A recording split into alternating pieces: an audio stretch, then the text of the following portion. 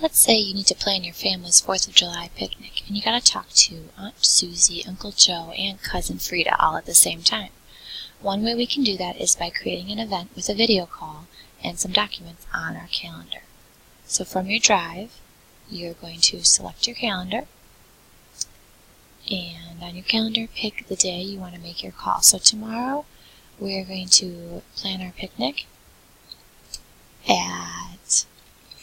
in the morning. So I'm going to go to more options, and this gives me the ability to say, yep, 10 o'clock is a good time for our phone call.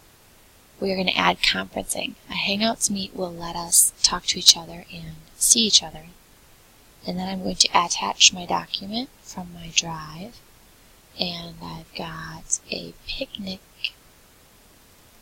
planning sheet here, so we can all work from the same document. And now I'm going to add my guests. So I'm going to add, here we go, and you can add as many guests up to 25 here, and you click save and your event has been added to your calendar. I can choose to send an invite to my guests, and if they're not from this group, that's okay. And now it's on my calendar for tomorrow morning, picnic planning. If I click on my event from my phone or my computer, I can join and be part of that call.